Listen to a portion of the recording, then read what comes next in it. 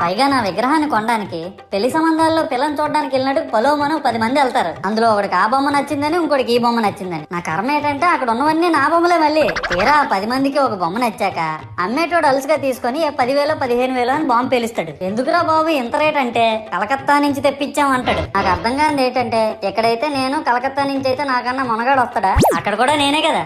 ఇలా నన్ను బజార్లో పెట్టి బేరం ఆడి నా మొహానికి ముసుగేసి వ్యాన్ ఎక్కిస్తారు. ఆ వ్యాన్ డ్రైవర్ గాడు నేనున్నానని కూడా చూడకుండా ఏదో ఆలోచించుకుంటూ డ్రైవ్ చేస్తా గతకల్లో గబ్బి గుబ్బి అని తించేసి నా కాల్లో చెయ్యి ఎరగొట్టేస్తాడు. ఈ విషయం చందాలు ఇచ్చిన చిన్నోళ్ళకి తెలిస్తే మళ్ళీ ఇరిగిపోయిన బొమ్మ పెట్టకూడదని ఏ బొమ్మ రాసి కవర్ చేసేస్తాడు. సరేలే జరిగిందేదో జరిగింది, నా భక్తులే కదా కూల్ బ్రో అని చిల్లయ్యే లోపు నన్ను పందిర్లో పెట్టి ముసుగు తీసి నాకన్నా పొడుగున్నే సౌండ్ బాక్సులు 2 నా చెవుల పక్కన పెట్టి డీజే గణేష్ బ్రో అని చెప్పి నా పాటలను కోని చేస్తారు. సరేలే పిల్లలు కదా ఇప్పుడు కాకపోతే ఎప్పుడు ఎంజాయ్ చేస్తారు, కాసేపట్లో పూజ స్టార్ట్ చేస్తారని వెయిట్ చేస్తా ఉంటే 5 రూపాయల వ్రతకల్పన బుక్ చూస్తే